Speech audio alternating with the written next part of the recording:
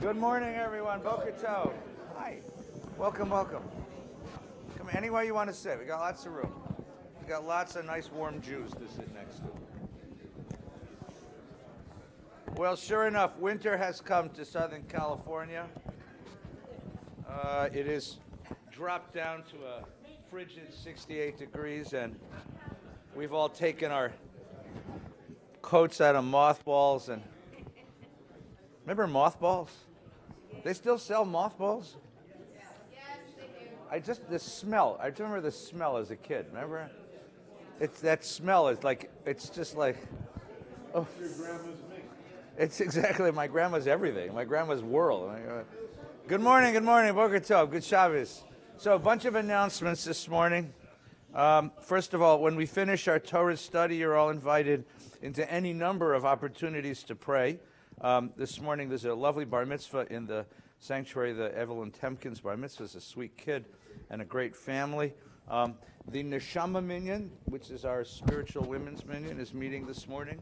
They're going to start while we're learning, but you can go in late because they go forever. And you're welcome. It's a beautiful minyan. Nina works like a dog on this minyan, and it's beautiful. So please, that's in the Burdorf room. The Sher Lapati room is under construction, so it's closed today. But the sanctuary in Burdorf, there's a kids minyan in here. There's Tat Shabbat someplace in the building. Lovely things. This coming week, please make it a Parsha group this afternoon. Upstairs or in the youth lounge? In the youth lounge. Good. They're just cleaning it up. They're going to put it. They painted the walls. It hasn't been done. Nothing's been done in there for 20 years, right? So the ceiling tiles need to be replaced. The lights need to be replaced. They're putting in LED lights. Sound is better. The windows are being not touched, but the whole thing will be very beautiful when it's done. Like life, it'll be beautiful when it's done. You know. This coming week, tomorrow Sunday, tomorrow afternoon, about 7 o'clock in the evening, we're hosting a concert from the Jerusalem Children's Choir. It's a choir put together of Israeli and Palestinian kids who are touring the world talking about the possibilities of peace. We're just hosting it. It happens to be here. It's a few dollars to help pay for their transportation. If you'd like to come, you can do it at the door or go online. On Wednesday, College of Jewish Studies resumes. We're talking about the great controversies, the great debates in Jewish life. Our guest is Professor Dina Aronoff, who teaches at Graduate Theological Union in Berkeley. She is an expert in Maimonides. I tried to get Maimonides. He was a little too expensive, and I was afraid that Gelman would kill him all over again. So, however, yeah, I know. And you give him a hard time just for the hell of it. Right. Anyway, Maimonides we're going to talk about the great Maimonidean controversy. Does philosophy in Judaism, are philosophy and faith compatible? And that'll be Dina's talk on Wednesday. She's a terrific teacher.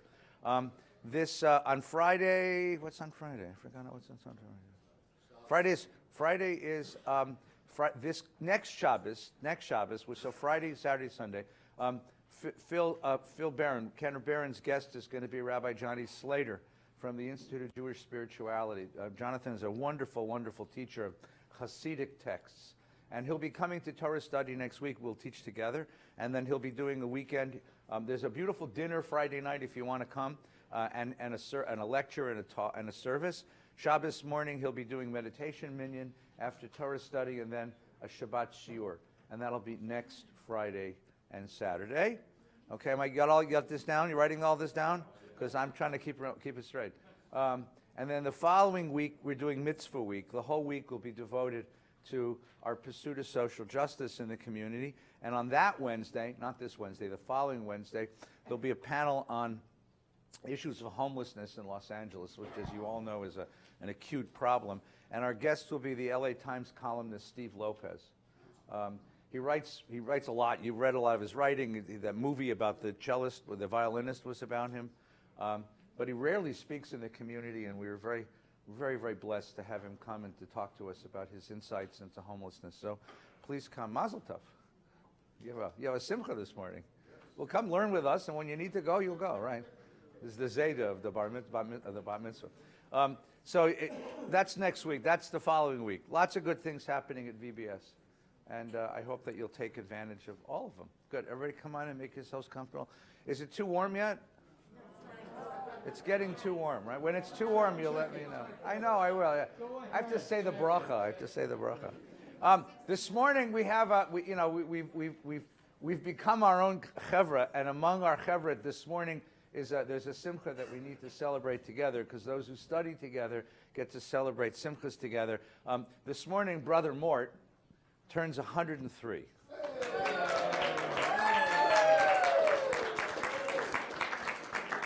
It's what happens when you learn Torah, see? So we want to wish you all of our blessings and good strength and good health and continued learning, continued life. Happy birthday to you. Happy birthday to you. Happy birthday, dear Mort. Happy birthday to you. Simon Tov, Mazel Tov, Mazel Tov, Simon Tov. Mazel Tov, Simon Tov, Simon Tov, Mazel Tov, Mazel Tov, Simon Tov. Yehelanu, oh Yehelanu, Yehelanu, oh Lecho Yisrael, oh Yehelanu, oh Lecho Yisrael, oh David Melech Yisrael. Chai v'kayam, David Melech Yisrael. Chai v'kayam. Mazel Tov, Mort. Many, many, many sweet days, and thank you for sharing so much of your neshama with us. It's a great joy. We got room for you guys. It's like every rabbi's dream. Teenagers come in the room and there's not enough room for them. You guys okay? You're not teenagers anymore. Sorry, didn't mean that. As young people. People of conscience, come in. You got room? Are you okay? There's a seat up here if you want a better one. Are you guys comfortable? Are you okay? You're sitting on your grandmother there? All right, good. Good morning. This morning in the Torah cycle, we finished the book of Genesis. The story Vayechi is at the very end of the book of Genesis. If you have a Chumash in front of you, it's on page 294. Yeah, we're going to get to Mark in just a second. Let me introduce this, then I want to ask you. We have an opportunity this morning to study the Torah on a scale that we don't, from a perspective we don't usually use, on a scale we don't usually use. Usually we read a Parsha or a story or a verse. This morning we have a chance to look at a whole book, at the whole sort of spectrum of a whole book, and to ask the question, if you look at Genesis as a literary unit, what does it say? What is the Torah of this Torah? What is it trying to say? Okay, and I want to take a look at some sections, because I know Rabbi Gelman has brought some thoughts as well. I have lots of Orthodox cousins, like many of you, who insist that the Torah was written by God, that the whole thing is divine, that it was passed down to Moses on Mount Sinai and preserved carefully over the generations of Israel, and therefore it's sacred. Now, I really respect that. I mean, I understand both the motivations for that belief and the evidence for that belief and the implications of that. I have a hard time. The talking snake. I have a hard time now, boys. I have a hard time accepting it for many reasons, just because of my intellectual framework. I have a hard time because I'm not quite sure I understand what it means to say a book is written by God. But the biggest thing, I think, to me, not just that I have a hard time understanding what it, imagining what it is, but because as I read the book, it doesn't read to me like a book written by the master of the universe. It reads to me like a book written by one of us who has suffered and struggled in the world.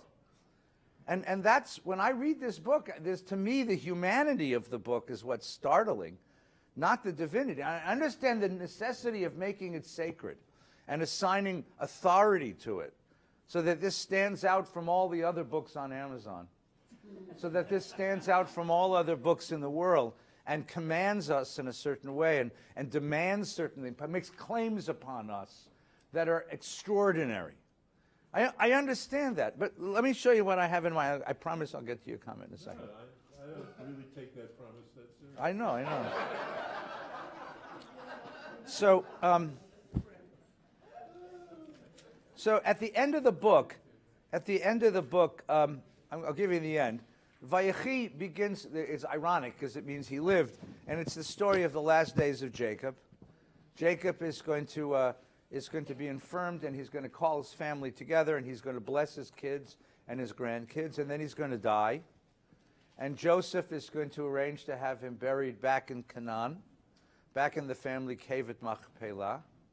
And then after the death of the father, if you'll turn to page 308, which is chapter 50, verse 15. I just want to focus on this one vignette. It's just an interesting vignette. And it bears upon this question of what this book is really about. When Joseph's brothers saw that their father was dead.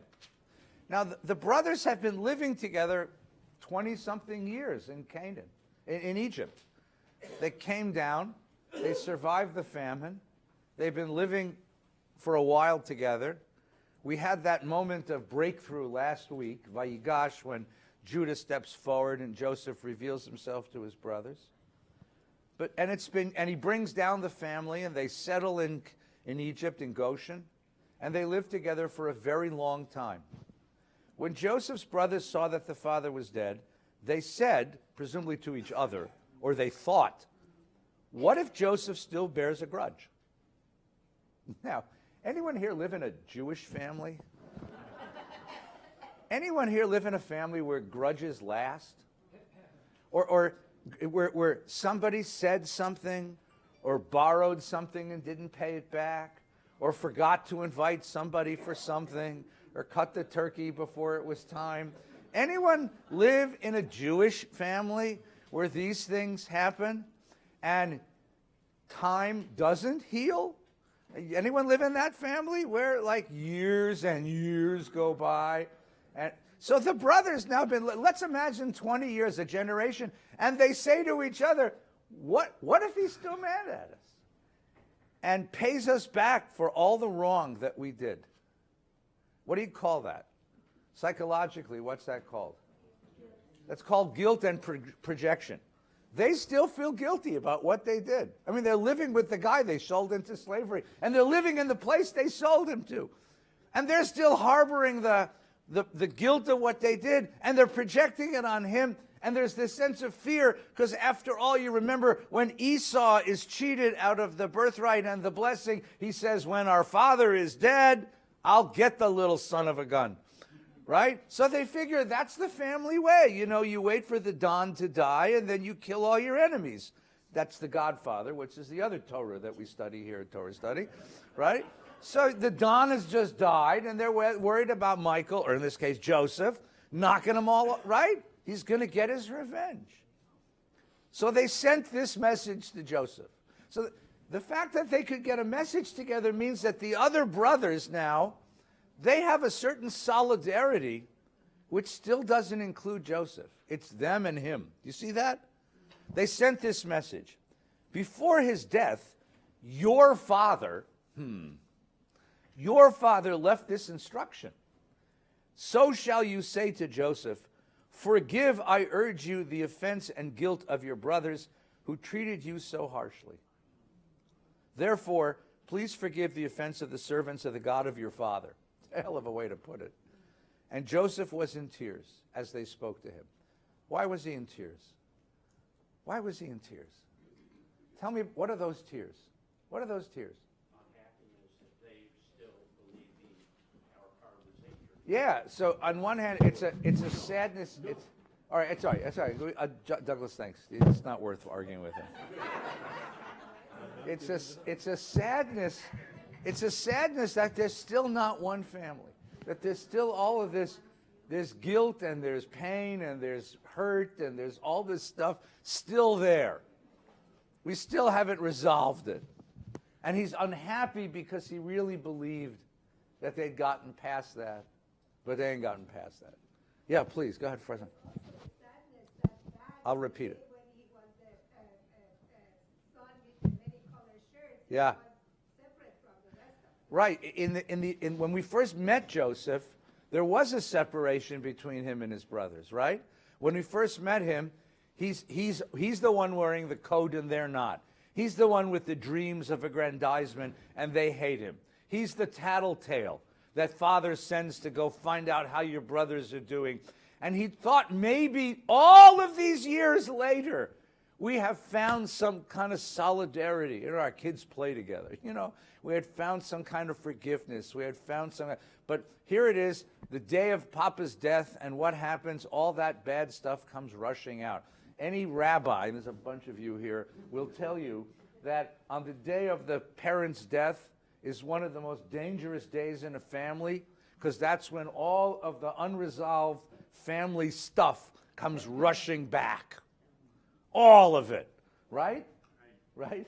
And how many times have we stood with families, you know, over the grave, you know, and you watch the siblings with each other, and you watch them looked at, and there's all this stuff, all this emotional stuff comes rushing. It had been buried during the time of the family to keep things quiet, but when at the Shiva, I mean, you want to talk about a battlefield. You walk into a Shiva. You ever had that experience? Yeah. You ever had you walk into a... Yeah. I was really at the locks table most of the I know. Which is the safest place to be. Right. The safest. Yes, please. Yeah. I think Joseph forgave them a long time ago. Well, That is the point. yes, but they don't believe it. That's the point. I think you're right. I think the Torah's notion is that Joseph wants nothing more than to be their brother. After all, he didn't have to do any of this.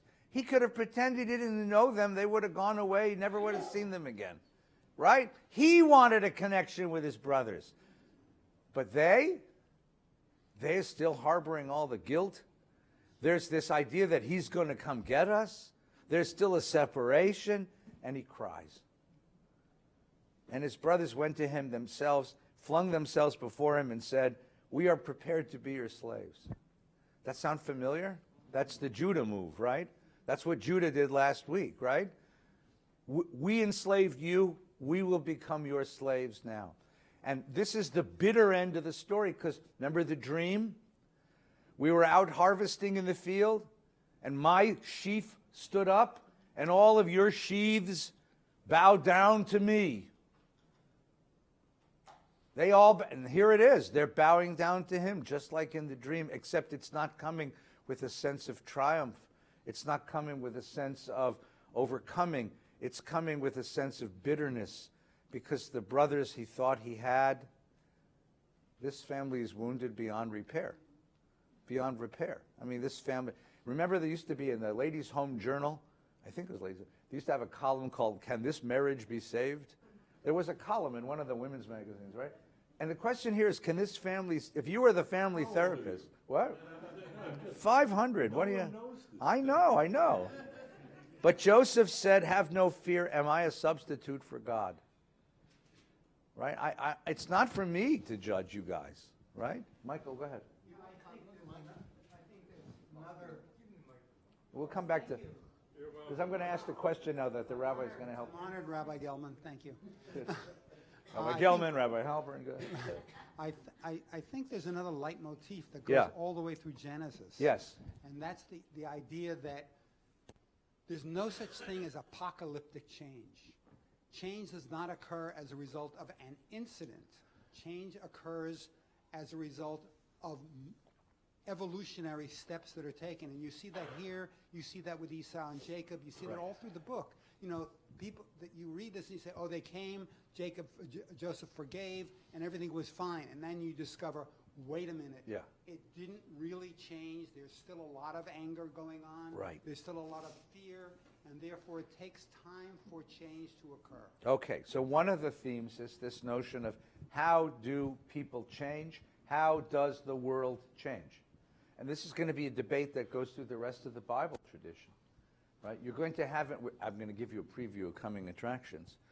We're going to be enslaved and we're going to be freed. Can you really free people that easily? Right? And you're going to see, crossing the Red Sea turned out to be the easiest part.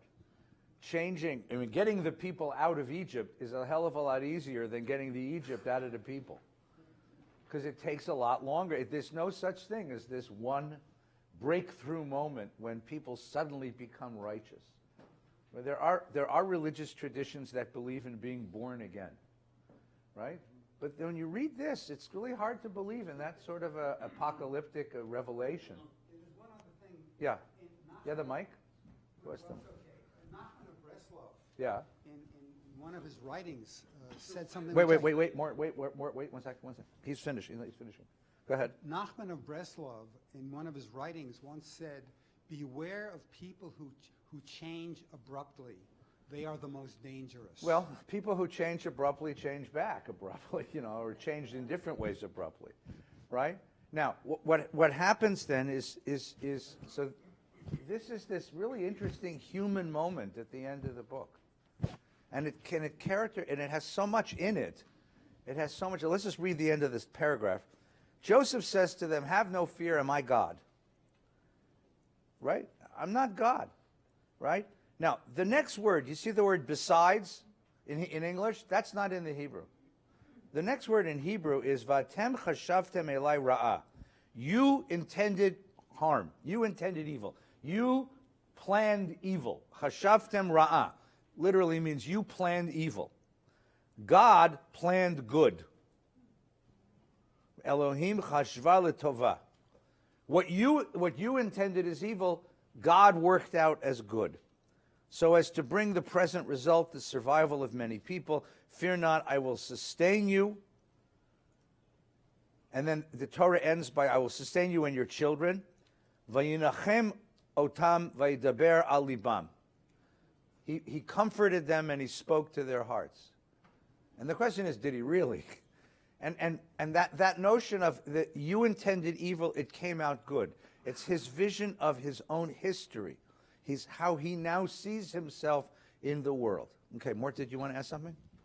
I wanted to know why they stayed in Egypt after the plague for 17 years. Yeah, why did they stay in Egypt so long if the famine ended and things Why'd were? they go back to Canaan? Yeah, because they liked Egypt, because they liked the food, right? Mazel tov, Marshall. Many blessings. We'll see you inside.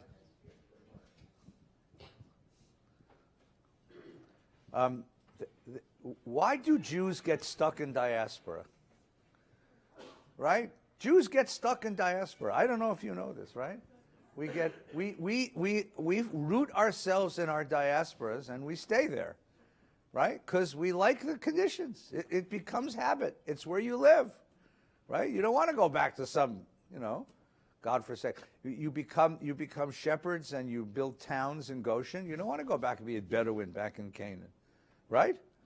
Right? Why do you live in Germany? Why do you live in Italy? Why do you live in America? You like it here. It becomes listen, that was the great debate. My parents made Aliyah when they were kids, and their parents stayed here, and there was a fight in the family, which we're still resolving. Now, so here's the question. Let's look at the whole arc of Genesis. And let's ask ourselves, what does the book say?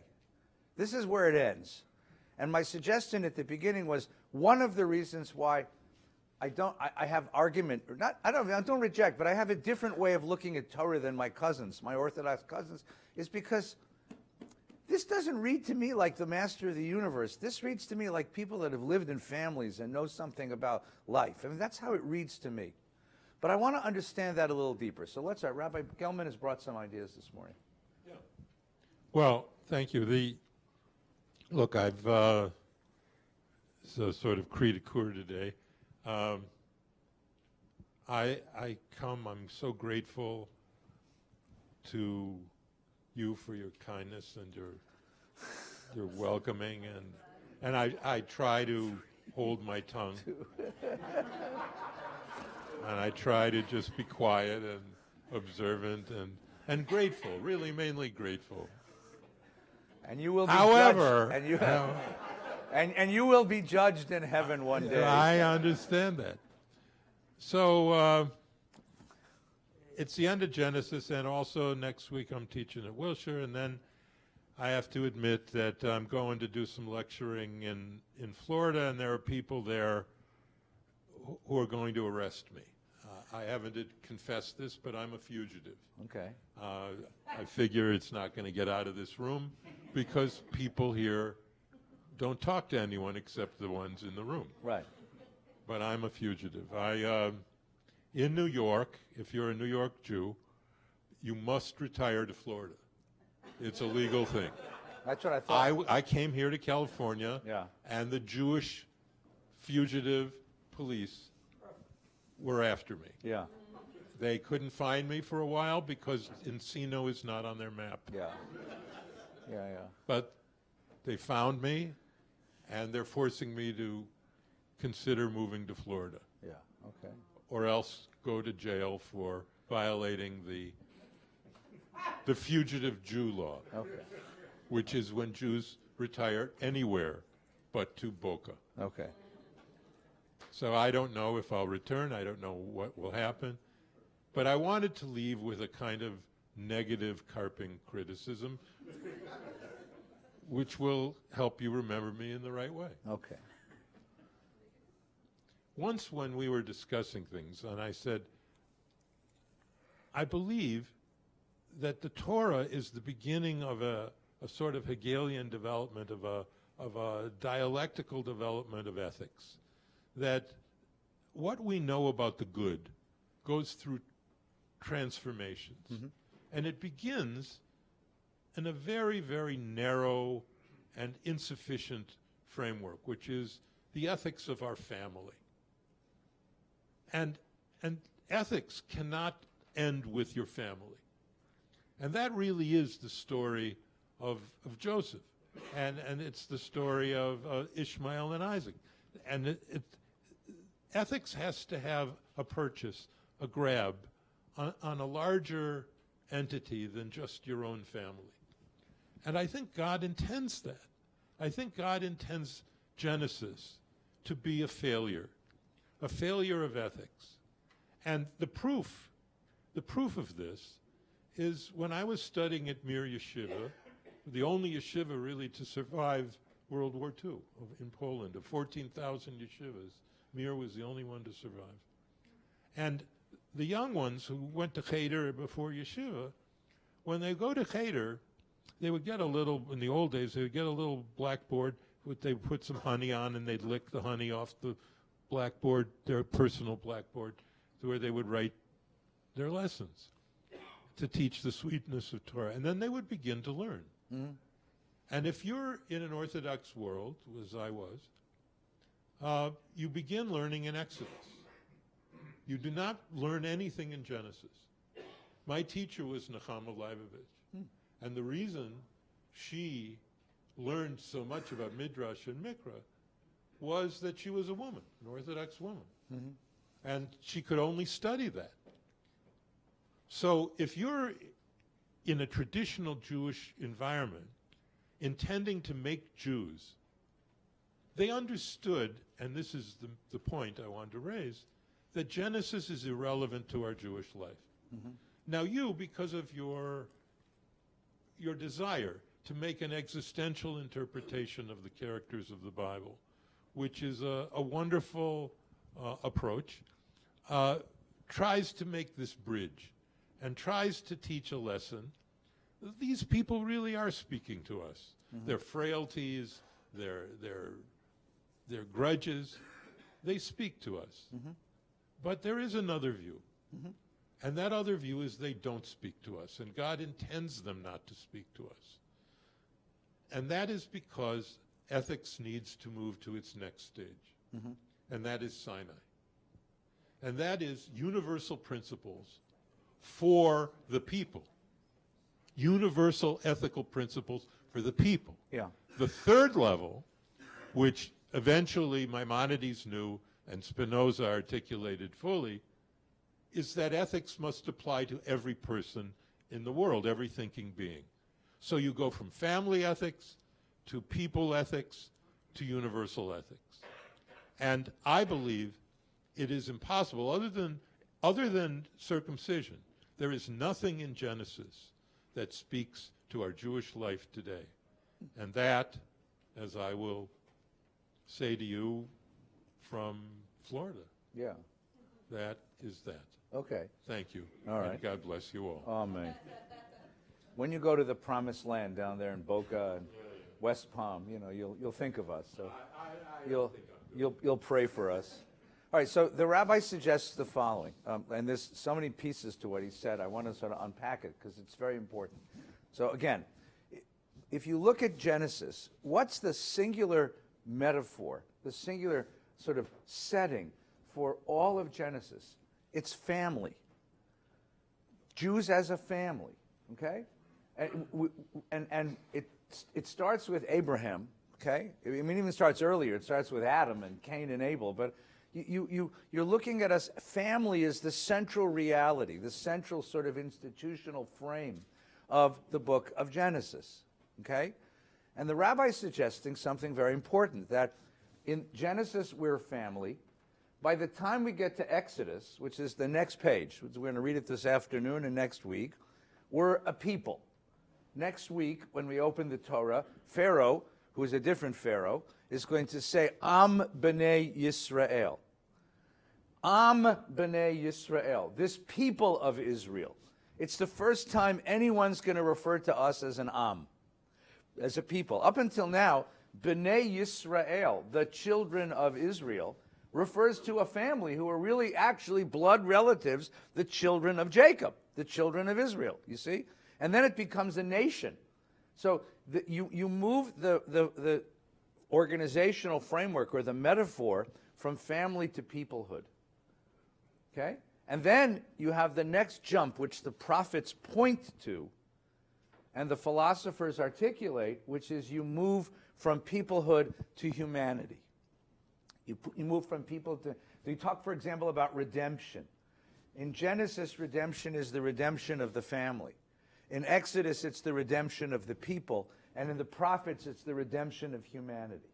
Everybody see that? That's the stages that the rabbi is suggesting. That's what Tommy taught me. Yeah. That's the Christian claim. Well, That the third step yeah. wasn't ever actualized by Jews. Right. So one of the pieces, one of the elements of Christianity is this notion that Jews became too stuck on their own peoplehood and not opened up to, and by the way, not opened up to humanity sufficiently. And it's a claim, it's actually a claim that's not just Christian, by the way, because there's a big debate within our own Jewish community about which ethics take priority. The ethics of self-preservation, which is us, our people, or the ethics of our commitment to the world, to universal ethics. And what you hear in the Jewish world, if you read the Jewish press, which I don't recommend, is that people on the right accuse the people on the left of being traitors to Jewish solidarity, and people on the left accuse people on the right of being traitors to Jewish idealism, which is peoplehood versus universal, the world. You see how that works? And that's one of the ways to read this. And that's certainly a very powerful way to understand this. I dispute the question that you can't learn anything from it, but I understand that the stages are certainly important. I want to step back, though, into the rabbi's observation. Family is the central metaphor here. Right? Family is what Genesis is all about. We are a family. Now, the question, of course, is what are the advantages and the disadvantages, or the strengths or the weaknesses, or the implications of thinking yourself as a family? Of thinking of Jewishness as a family connection, of thinking of yourself as a member of a family. Right? Just for a moment, I mean, we who were raised in Jewish faith take this completely for granted. Completely for granted. I told you a story. There's a famous story that in 1990, the Dalai Lama, who was in exile in northern India, not Italy. Italy would have been nice. India, invited a group of Jewish scholars to come see him. Because the Dalai Lama realized that he had a terrible obligation. He has to preserve Tibetan Buddhism, but separated from the homeland of Tibet, because the Chinese took it over. I was at that meeting. You were at that? You were there? And so the question he asked them is, what is the secret of Jewish survival in diaspora? And various scholars offered him various ideas that had to do with learning, our preservation of text, the way we talk to each other. But the most intriguing, or one of the most intriguing answers, came from Blue Greenberg, who said, Your Eminence, Your Holiness, it's the Jewish home. It's the fact that attachment to Jewishness is articulated and passed on in a home setting. That the family that teaches you and nurtures you also gives you your religious identity. Now, this was a revelation to the... Yeah? That is your secret. Yeah. But it's a revelation to him because there's no such thing as a Buddhist home.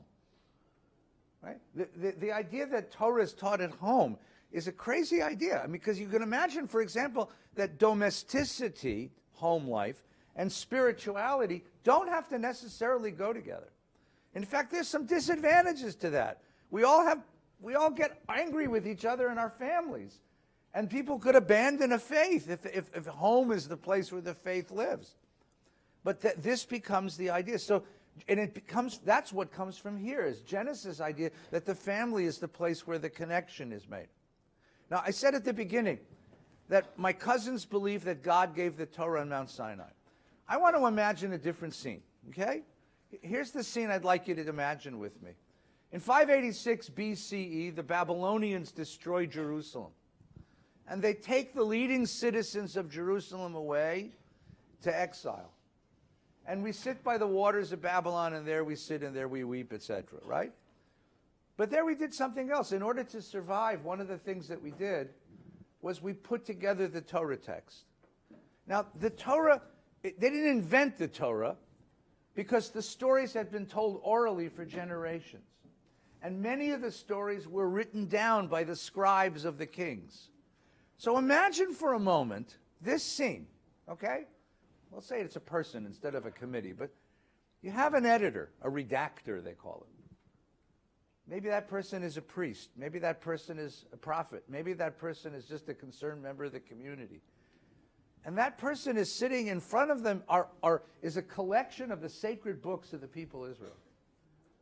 The northern traditions, the southern traditions, the priestly traditions, the prophetic traditions, stories about how we got here, about who we are, about how the world came to be, about how we met God, about what God wants us. And that redactor, that editor, is putting this together into one national epic. What questions is that redactor really worried about? Sitting here now, a generation into exile. Well, that redactor, I want to suggest to you, and this is why I find this stuff a little more compelling than the rabbi does. That redactor is asking her or himself good post-Holocaust theological questions. How did we get here? Who are we? Who are we to God? Who is this God? Where do you find this God in your experience? Has this God rejected us, or is this exile, this experience of catastrophe and exile, part of the life with this God? What is our responsibility for our own fate in the world? These are good post-Holocaust questions. And I use that phrase because I think that redactor was asking the exact same set of questions. And looking at these stories, what is that redactor trying to figure out? Like, what do we do next to survive as a community? So take a look with me one more time at page 309, which is 50, Genesis 50, and verse number 20. So Joseph says to his brothers, Atem chashaftem elai ra'ah, Elohim chashva letova, leman asok hayom lechiyot amrav. You thought you were planning evil. You were calculating evil.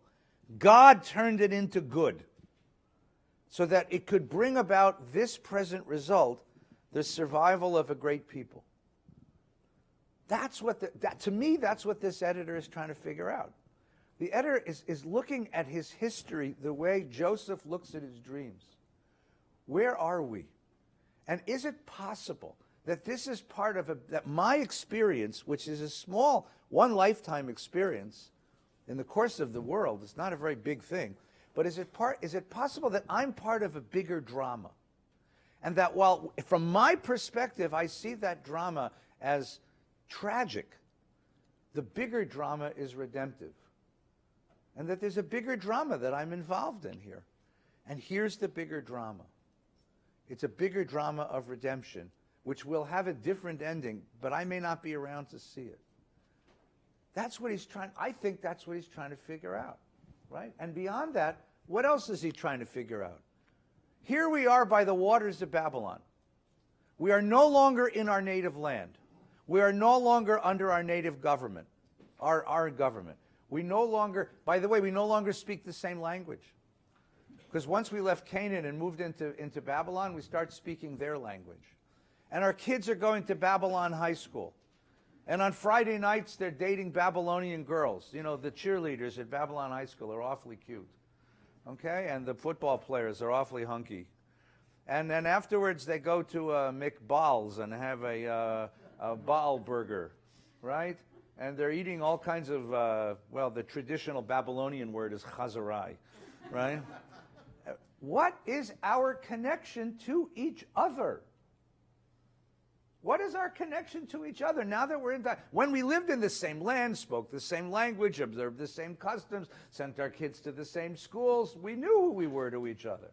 But now that we're living in a diaspora of people has to figure out what its connections are. Because it has to determine which its priority is, integration or distinction. And we're going to do both. We've always done both, we Jews. We're really good at this, by the way. We've always both integrated into the cultures in which we live, but remained distinct. But what are the terms of integration and distinction? My cousin wears a black coat, black garb, wool, and a hat, right, and tzitzis, out, right? And you can't mistake him for anything but a Jew. Me, I wear different clothes. And we have this big debate. He tells me that I'm a goy, that I'm a shegitz. That's a technical Babylonian term for a Jew who has prioritized integration over distinction. And I tell him, I have more fun with him, we have more fun together, and I tell him, you know, that what you're wearing isn't Jewish, it's Polish. That was what Poles wore. You just brought it over from the old world, for one thing. And number two, you know, you're not, you know, there are Satmar, you have Satmar neighbors who think that you're a shegitz. He said, well, they're fanatics. I said, yeah, I know what you mean, you know. I mean, because there are people who wear clothes even more distinctive than his clothes.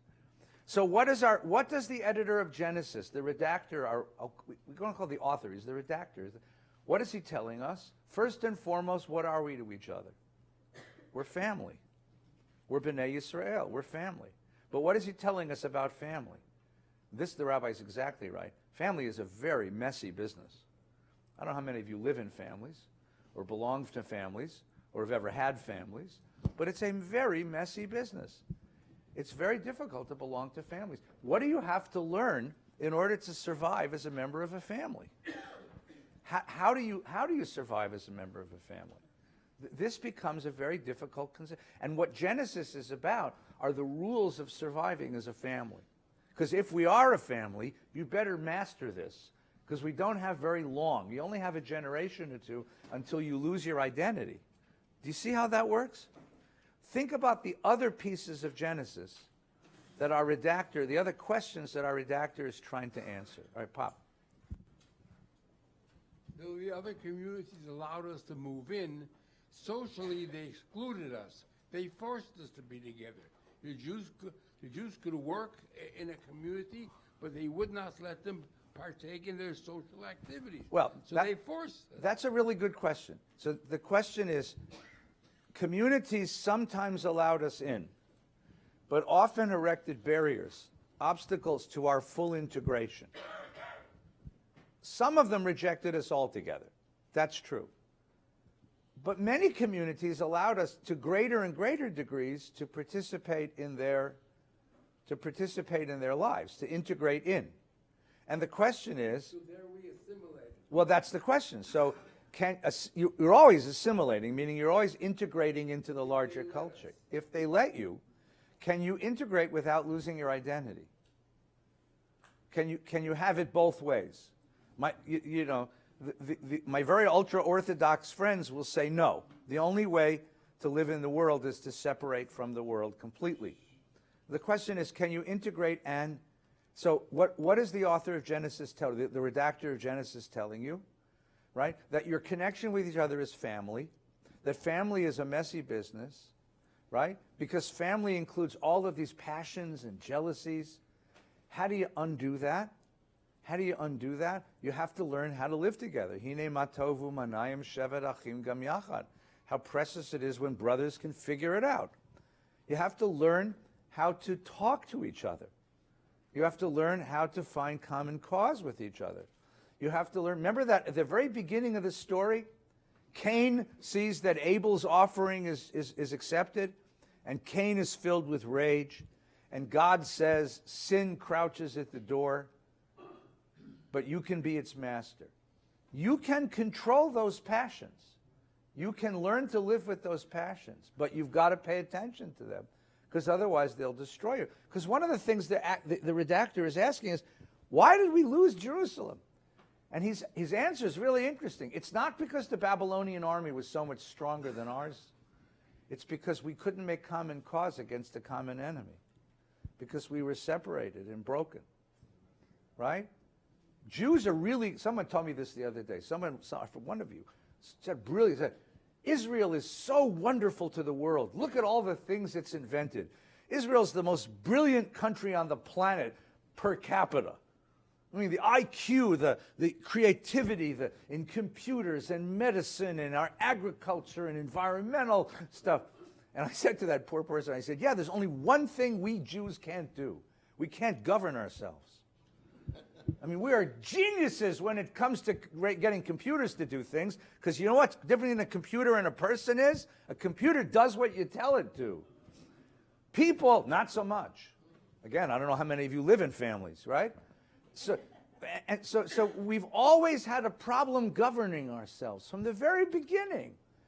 And Genesis is a meditation on that.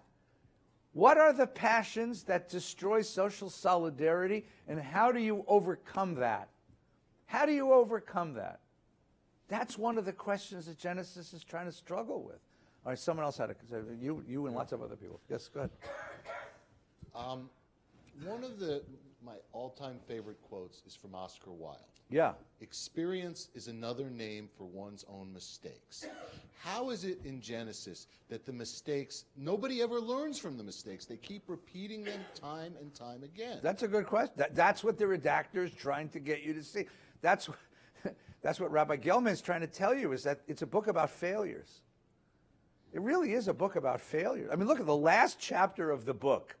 When you finally think, oh, if I were writing this as a TV movie, right? It would be sweetness and light at the end. And what happens in the last chapter of the book? The brothers come to Joseph and say, don't kill us. Like the passions, the pain, doesn't go away. It's still there.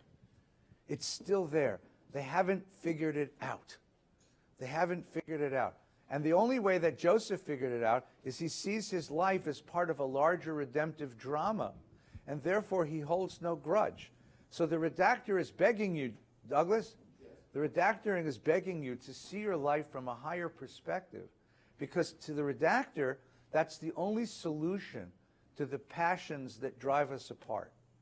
If you can see that they're part of something bigger, then maybe you can forgive and become one.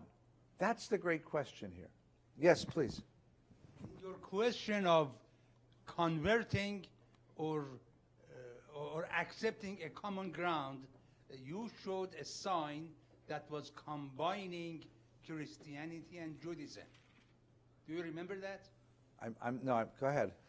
I'm missing. I know. A while ago, Yeah. in a church, I saw a cross. Yeah. Was embedded in a high word. Yeah. So for me, this gave me the notion that this is inclusion, not exclusion. At the same token, the components of the two party has to have the tenacity, the drive, and the boldness to accept both and combine both together. Yeah, right. Because it's any spiritual truth is always dialectical. That is, it's truth and its opposite at the same time. So the question of being a family, the question of our own self-preservation, and the question of being a committed to the universe, to the world, are both Jewish values. They're both Jewish values. And you can't lose one without, you can't hold on to one and lose the other, or you'll betray the Jewish people. If you lose the sense of solidarity with the family, we cease to exist as a people. If you lose the ideals, we cease to have a purpose as a people. That's the great question of universalism and particularism in Jewish life. Now, the Christian community had a different way of negotiating between these two values, right? And we're still struggling with it, we Jews. It's one of the biggest struggles going on in the Jewish world right now. Is the divide between left and right is a divide between Jewish tribalism and Jewish universalism. Yes, Jeremy? If you think about the essence of our teaching, the word echad comes up. Right. Think about the very first part of Bereshit, which in essence says everything is one and has evolved from one. And then think about the very last sentence here. It's not you and your evil as a human, it's God.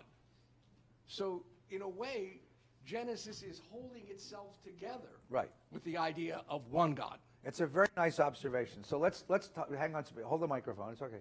Let's talk about God for just a second, right? We meet God on the very first line of the very beginning of the book, right?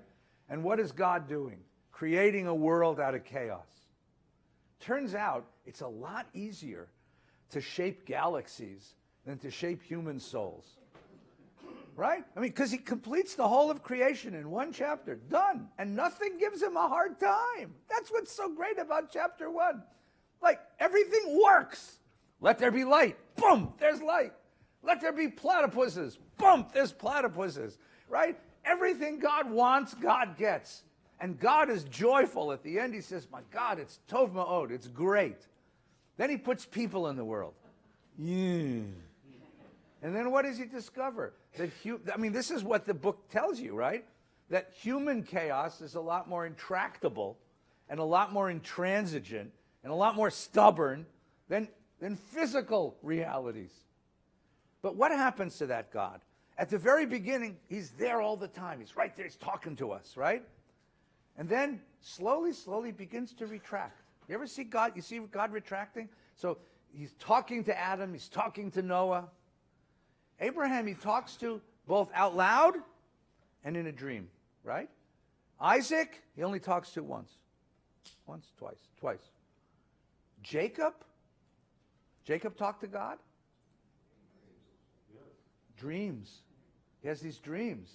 And God talks to him in his dreams, right? Gives him the blessing on the way out. Wrestles with him on the way back, right? You remember that?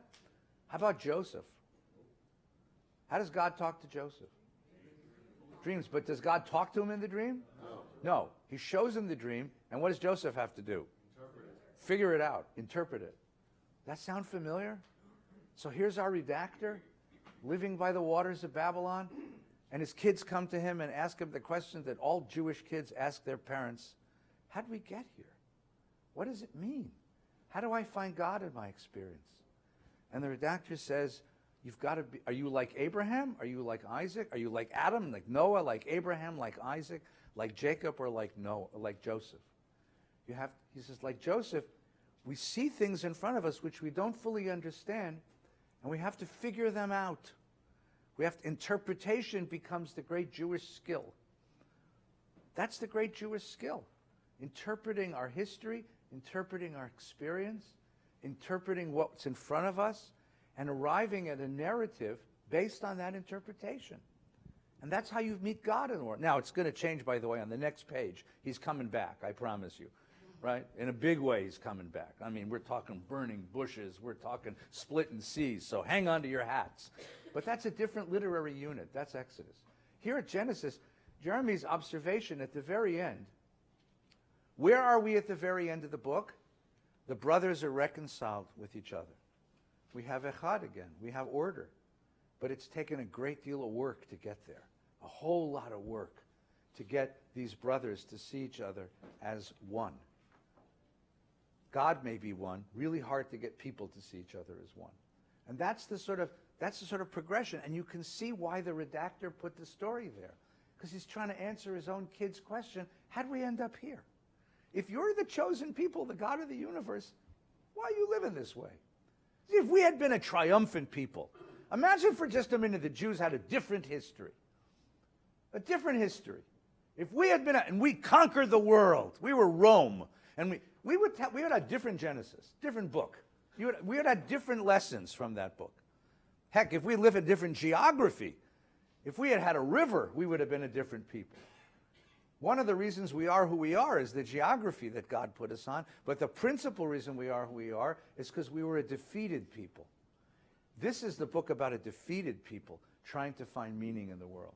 And the reason why it's universally revered is because that's the human condition in the end. All of us face defeat at the end. And so all of us are trying to figure out, like Joseph does, what's this mean and how did I get here? Yes, please. So that is one of my main struggles, right? Good. Of the understanding. Confess, sister. Confess. No, the understanding of really the origin of the Torah, because every culture has folk heroes, and every father sits with their son and says, well, are you more like George Washington, or are you more like, I don't know, Benedict Arnold? So the idea that we're taking divinity and we're saying God's hand isn't in the writing of this, that it's a redactor and his son, to me, then how do we talk about God and religion rather than wonderful fables and what is it, the attempt at making a moral culture? Great. You have asked the right question. Remember iRobot? That is the right question. Right. Look, it would be easier for me to put on the black coat and to tell you, God said all of this, shut up. I think the question you're asking is a deep, deep, deep question. How do I find truth? How do I find ethics? How do I find my place in the world? Without a voice from heaven telling me what to believe. Right, but we also have to be careful because my family that wears the black coat, the answer isn't shut up. The answer is a lot of debate and a lot of discussion. Oh, absolutely. With the underpinning, the understanding absolutely. that what we're doing is divinely inspired, but the idea that we still have this debate, and we still have the conversation. So it's not that cut and dry. No, absolutely. But the idea, but the question you've got to. Yes. Sorry. What? He asked. Okay, so this is very. He asked if they allow me to have a voice as a woman. Yeah. And the truth is, absolutely. In certain places, yeah. Well, no, I mean Muncie. This is our family. My family is Muncie. The whole thing that happened with the machete happened 3 blocks away from my sister's house. I'm sorry. So yes, but as a woman, my voice might be a little different. When I walk into any culture, I respect the norms of that culture while still being true to who I am. So I still have a voice there. Yeah. It may come out differently than our conversation, but I don't feel like marginalized there. Good. That's good. That's wonderful. I think that the question is the right question. I think you're asking precisely the same question that redactor asked. Okay? Given the circumstances of my life, where do I find my ethic? Where's the foundation of my ethics? Where's the foundation of my truth? Where is God in my life? Okay? And that's the question that any sensitive reader of this text is going to have to ask. Right? Can you come to a place where can you arrive at a place where Joseph is? This, I think, may be a difference between us and your relatives in Muncie. Joseph is reconciled at the end of the book. He really sees his life as under God's plan. And because he sees his life under God's plan, and it all works out, right? This was all in order to bring about this good, he says. That was the language, right? Then he has this sense of fulfillment and forgiveness, and he's willing to see himself as part of a redemptive drama. Okay? I'm wondering if you're not sitting where Joseph's sitting, basically on top of the world, but you're Elie Wiesel, and you've seen what Elie Wiesel's eyes had to see, would you say the same thing? If you're sitting where the redactor is sitting, having witnessed the destruction of his city and his people and his temple, is he willing to see the same thing? I think he wants to see the same thing. I think we all want to see ourselves as part of a redemptive drama. But can we still say that?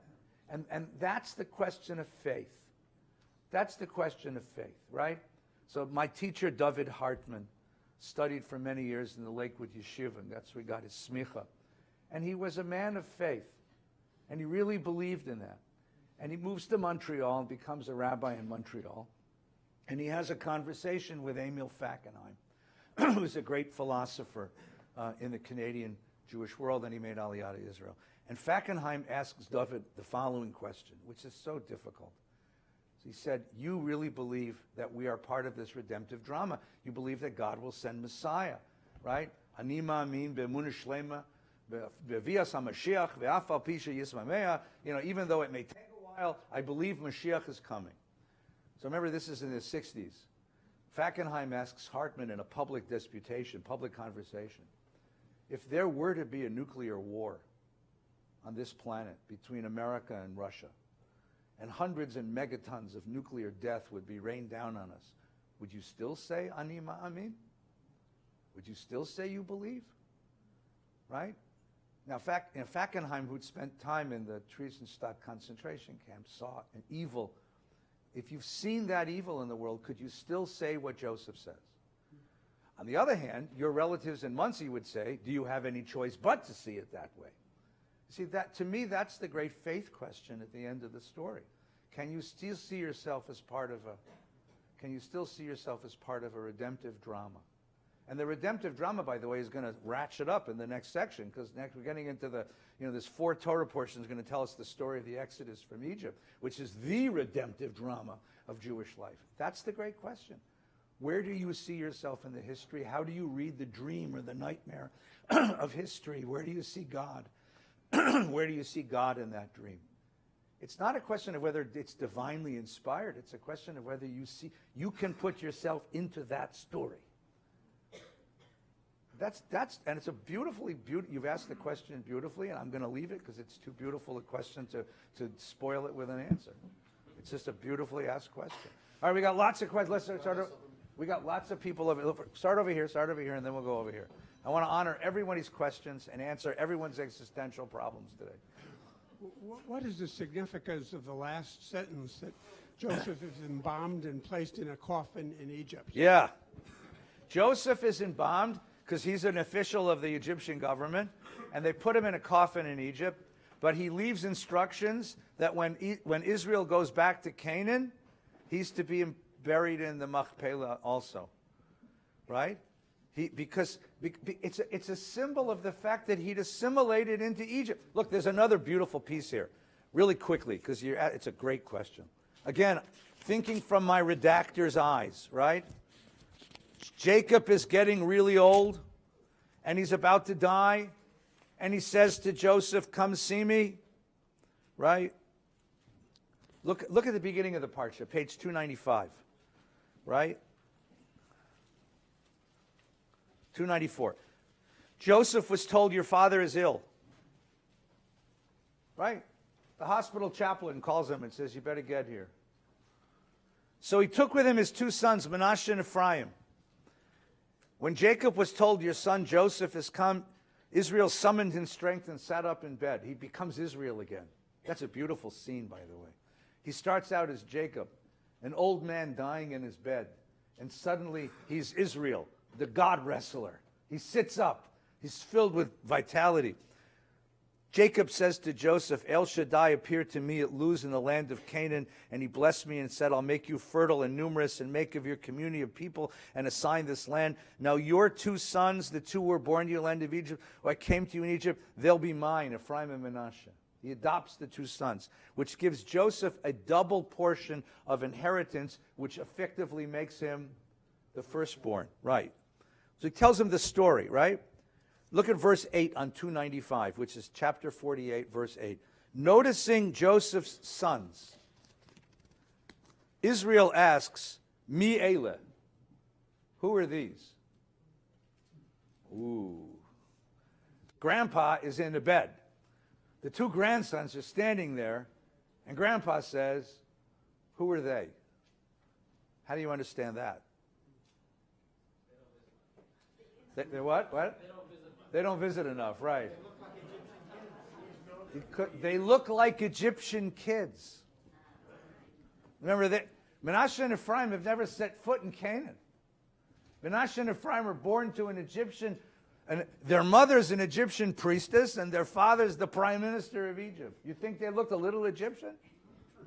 And the Zayda looks at them and says, "Was is dos?" Are they Jewish? Isn't that an interesting question for a redactor living in Babylon to ask? Would my grandparents recognize my children? What a question. What a question. Mi'ele. Mi'ele. All right? the great questions are short. Yeah, exactly. And all the whole narrative is about the question. Everything else is just midrash, right? So the answer is, you're exactly right. He's become part of Egypt. He is part of Egypt. He's rooted in Egypt, but he's also still Joseph. And these boys are Egyptians, but will they somehow remain part of Jacob's circle? That's one of the great diaspora questions. One of the great diaspora questions. What do you have to do to turn 2 Egyptian teenagers into 2 nice Jewish boys? Yeah, that's the question, all right? So that's to me, that's what it's pointing to. We assimilate. We always have integrated and assimilated into the cultures we've lived in, but somehow we've maintained an identity, and the redactor of Genesis is asking, how the hell do you do that? Is it in your dress? Is it in your language? Is it in your values? Is it in your home? What is it that makes you you? Great question. Great question. Rabbi? There's another aspect of this story, which is a very, very important teaching, and that's the nature of forgiveness. The family has been living together now for 18, 20 years in Egypt. They have enough to eat. They're prosperous, but they don't believe that Joseph has forgiven them. And they come and say to Joseph, "Our father commanded us when I pass away to ask for forgiveness." Where do you find that? There is no mention in the story that Jacob has ever asked the children to go back to the father and to say, "You haven't forgiven us, we'll be slaves." Yeah. It's one thing as a family, as a people, to extend forgiveness. Another aspect is to accept forgiveness.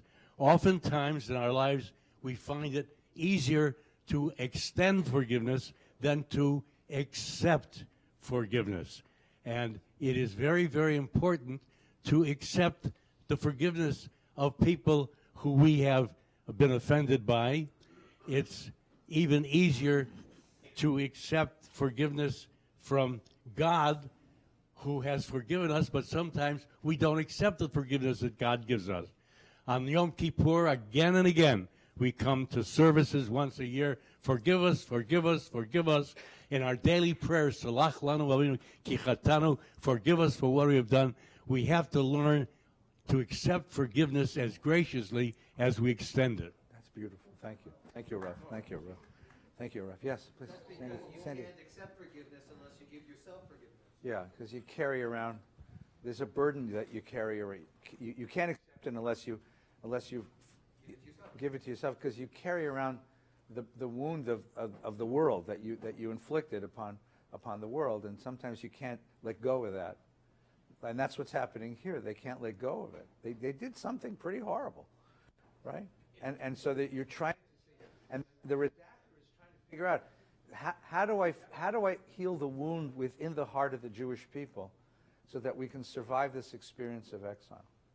And that's, again, another beautiful place where you can find divinity.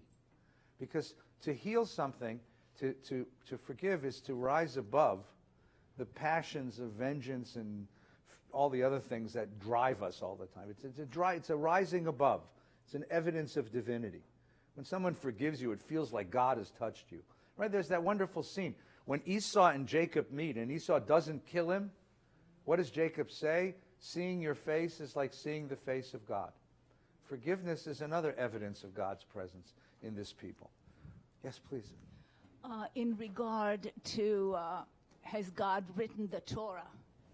Yeah. It's our expectations and perception that if God wrote the Torah, that it should be really written in a different way, in a divine way. Yeah. But God has created men and women in his image. Yeah.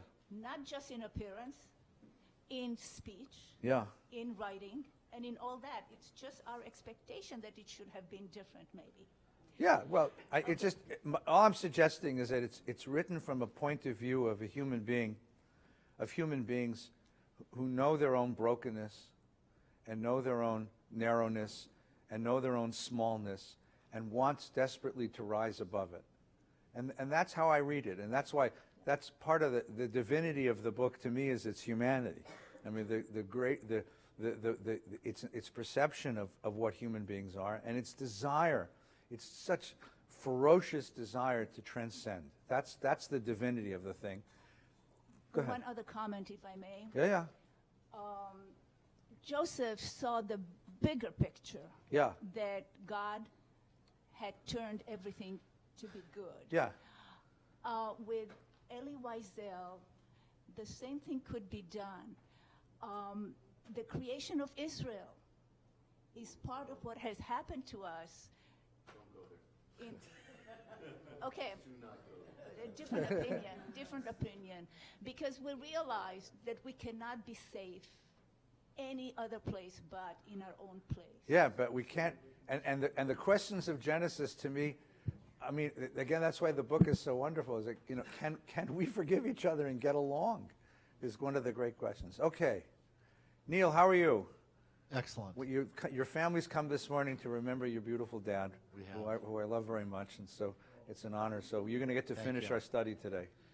So this is my dear friend, Rabbi Dr. Wenger. He was a rabbi before he was a doctor, and he's a damn good doctor. So he says, as you said, good. You intended me harm, God intended it for good. Yeah. So Hashavtem. So where is free will? And is this sort of foreshadowing that we're going to become slaves? Yes, absolutely. There's a lot of foreshadowing here. The foreshadowing comes in last week's Parsha, where Joseph creates the totalitarian government of Egypt, when he buys up and takes up all of the property, all of the animals, all of the people, and everybody becomes a slave of the Pharaoh. Joseph created the totalitarian state, which is now going to turn on us in the next iteration. That's the foreshadowing. The first question is such a great question. Can I see myself as part of a historical drama and still feel like I have free choice? And how do you reconcile those two things, right? The Torah obviously isn't worried about free choice. But even more than that, when you look back at your life, look at the choices you've made in your life. They're all around you in the room. The choices look at the choices your mom and dad made in their lives. And at a certain point, you look backwards at those choices and say, it was, and here's a technical philosophical language in Latin, taka b'shert. I mean, somehow there seems to have been a plan to it. Now, we don't do that going forward. Right? God knows you have terrible decisions to make in an operating room or an exam room about a person's physical health, physical life. You call upon all of your science, all of your experience, all of your insight, all of your intuition. You might even ask God for a little help, but you don't say to yourself, whatever I do is God's will. You first look up, you go and check all of the medical opinions before you. Going forward, you have free will. It's only backwards that you say, it was a damn good thing I made that decision. So can you look at, it's post facto determinism. It's going backwards. But what the author of Genesis, I think, the redactor, is suggesting to us is that's the only way to ever gain a sort of sense of reconciliation with all the stuff that happens to your life. Otherwise, you carry around these grudges with you all the time. And all this rage and all this pain and all of the family schmutz that you carry around. But if you can finally look back and say, I've been blessed. Look, I've been blessed. You can let go. And that was the great gift of Esau. I mean, that was really Esau's intervention, and Ishmael. I mean, all the rejected brothers in the Bible come to a sense of, it doesn't matter, I've been blessed.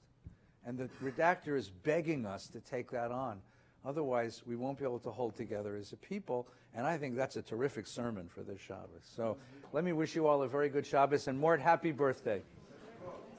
Yom Huledet Sameach, happy birthday. Thank you. Many, many sweet more. Next week, we'll see you next week. Rav, are you really going? You can split your time.